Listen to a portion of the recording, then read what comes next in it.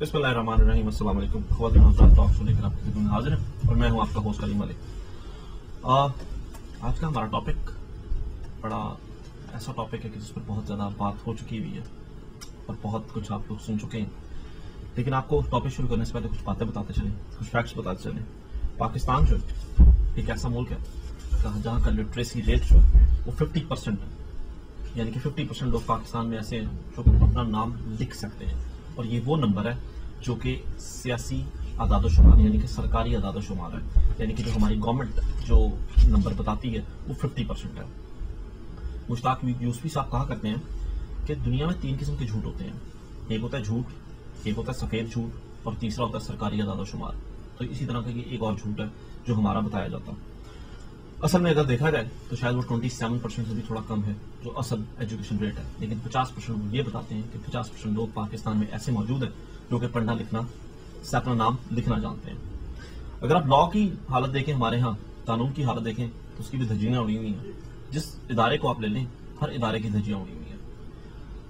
Law के हालात ऐसे हैं कि हमारे एक लॉ मिनिस्टर साहब आज से 4-5 साल पहले अफगानिस्तान गए और अफगानिस्तान में जाकर उधर के रेलवे मिनिस्टर से मिले और उनसे उन्होंने बड़ी हैरत से पूछा, उन्होंने कहा, हाँ साहब आप रेलवे मिनिस्टर अफगानिस्तान में, लेकिन अफगानिस्तान में तो ट्रेन ही नहीं चलती, तो आप रेलवे मिनिस्टर कैसे हैं? उन्होंने कहा उसी तरह जिस तरह आप पाकिस्तान में लॉ मिनिस्टर हैं। यही हमारा आज का टॉपिक है, education and law and order. इन दोनों में से कौन सी एक ऐसी चीज है जो अगर इम्प्लीमेंट कर दी जाए तो उससे हालात जो है वो ठीक हो जाएंगे। अपने मेहमानों का तारुफ करूंगा। मेरे पहले मेहमान मोहम्मद अहमद, इंडिया से इनका ताल्लुक है, पहली बार पाकिस्तान गए हैं, सबसे बड़ा इनका तारुफ ये है, और पाकिस्तान जाकर इन्होंने जो वक्त गुजारा है उसके बारे में ये क्या समझते हैं हम इनसे जरूर पूछेंगे। बिजनेसमैन है, अपना बिजनेस करते हैं और साथ में इनके पास बैचलर्स है बिजनेस एडमिनिस्ट्रेशन में। मेरे दूसरे मेहमान फहद खान साहब। फहद खान साहब हमारे मेहमान हैं जो पहले भी एक प्रोग्राम में आ चुके हैं। फहद खान साहब यूथ पॉइंट टीम के मेंबर भी हैं और साथ में इन्होंने भी बैचलर्स किया हुआ इकोनॉमिक्स में। मेरे तीसरे मेहमान है राहील शहजाद साहब। राहील शहजाद साहब एंटरप्रेन्योर हैं, बिजनेसमैन है, IT कंसल्टेंट हैं, IT गुरु हैं और CPA हैं, लाइसेंस्ड इन शिकागो इलिनॉय के, और लॉयर हैं, ग्रेजुएट हो रहे हैं 2010 में, अभी से कुछ 4 माह बाद। मेरे तीनों मेहमानों का शुक्रिया। मोहम्मद अहमद, मैं आपसे सबसे पहले शुरू करूंगा। Trip to Pakistan, how was it? How would you से? It was a wonderful trip. I had a lot of fun. Saw a lot of different things that I didn't expect to see in Pakistan. But in all, it was a wonderful trip. It was a wonderful trip. So what do you think about Pakistan? If I really ask you in 15 days, because I heard कि आपने कुछ interviews भी लिए, इन्होंने ना लोगों से पूछ के खड़े होकर इंटरव्यू लेते थे, तो उसके बारे में आपका क्या ख्याल है? ख्याल ये है कि it was a lot different than I had expected initially going to Pakistan. Going to Pakistan, I thought I'd see a lot worse conditions than actually is in Pakistan.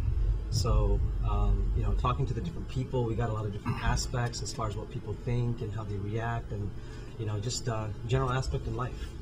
So it was like I said, it was a very fun trip, and I got to learn a lot. You get to learn a lot. कहते हैं जो इनकी expectation थी उससे उस expectation से थोड़ा सा बेहतर निकला है पाकिस्तान। ये बहुत कम लोगों में से एक ऐसे लोग हैं जो ये कहेंगे। फहद खान, अगर मैं पूछूं पाकिस्तान का जो मसला है, असल मसला क्या है? अगर एजुकेशन है या लॉ है, आप एजुकेशन से खुद भी मुतल्लिक हैं, आप जो है लाहौर शिकागो सिटी के मेंबर भी हैं और साथ में पाकिस्तान एजुकेशन के लिए काम भी कर रहे हैं, जो यहाँ पर एक दो तंजीम है उसके भी ये मेंबर हैं, तो आप उसके बारे में क्या कहेंगे? मैं कहूँगा कि लॉ एंड ऑर्डर खाली उस वक्त होगा जब when you treat everyone equal. Education में आप देख लें, आपके 2 अलग सिस्टम है, एक O लेवल्स लोग, एक O लेवल्स कैम्ब्रिज वगैरह, दूसरा मैट्रिक है। जो मैट्रिक पास करते हैं उन लोगों के पास इतनी ऑप्शंस नहीं होती। जो O लेवल्स या कैम्ब्रिज करते हैं ऑप्शंस होती हैं, वो बाहर मुल्कों में चले जाएंगे या ये कर लेंगे वो कर लेंगे। जब तक इक्वालिटी नहीं रखेंगे तो आप वो you can pass that down कि लॉ एंड ऑर्डर में भी वही हो। यानी कि आपकी नजर में जो है एजुकेशन जो है वो ज्यादा इंपॉर्टेंट है लॉ एंड ऑर्डर से? हाँ जी। राहील शहजाद साहब ये कहते हैं जी लॉ एंड ऑर्डर को साइड पर रखें, इस वक्त लॉ एंड ऑर्डर जरूरी है, लेकिन ज्यादा जरूरी है जो पढ़ाई लिखाई है, एजुकेशन है। जी यार अली, सबसे बड़ी आई गेस बात ये है कि अमेरिका सुपर पावर क्यों है?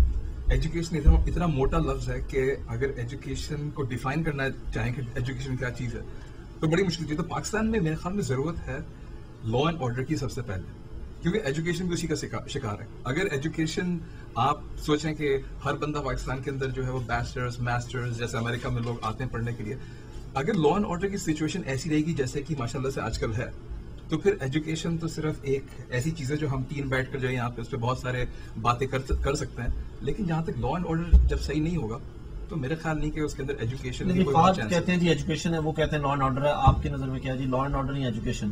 See, ایک کنٹری کو پروگریس کرنے کے لیے, to progress the country, you need multiple things. You need a culmination of things.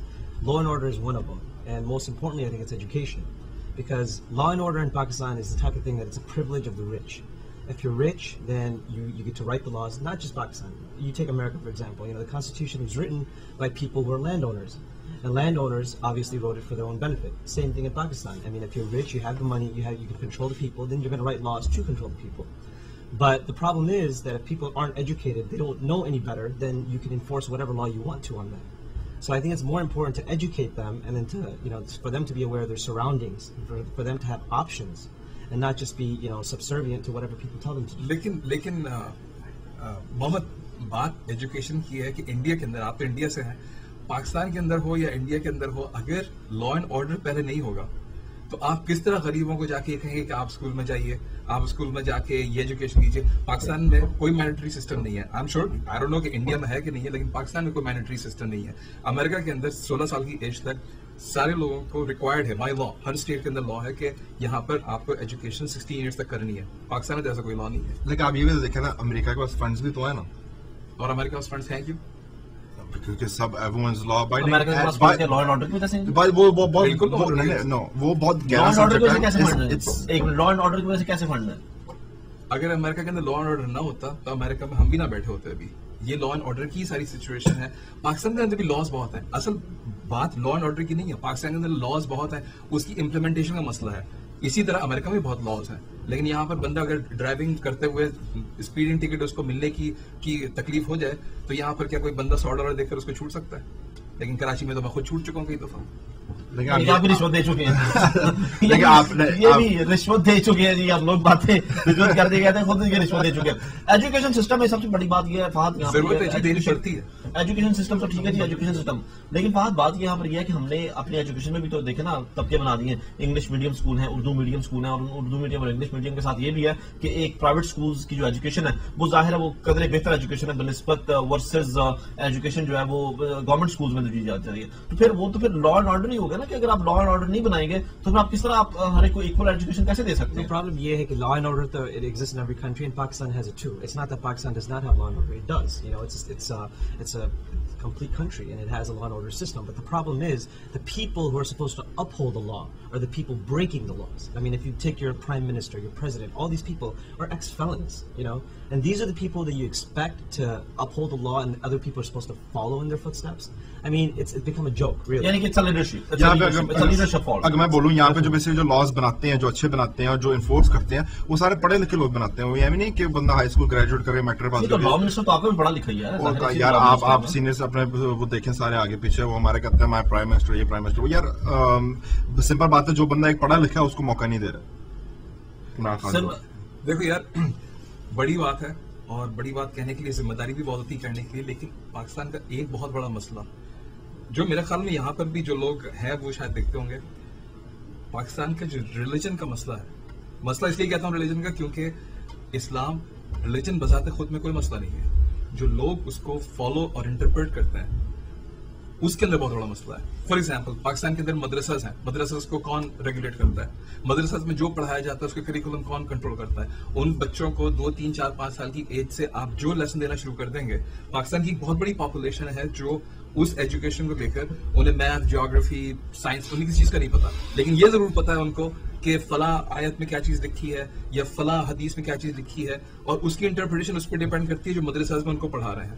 یہ جی مدرسہ کی انہوں نے بات کی, مدرسہ میں میں سوال کروں گا جب میں بریک سے باہر آئیں گا. ہمارے بریک کا ٹائم ہوگا, بریک سے واپس آئیں گے تو میں فہد سے پوچھوں گا کہ اسلامک ایجوکیشن جو کتنی ضروری ہے. ہمارے ساتھ رہیے گا, we'll be right back after a short break.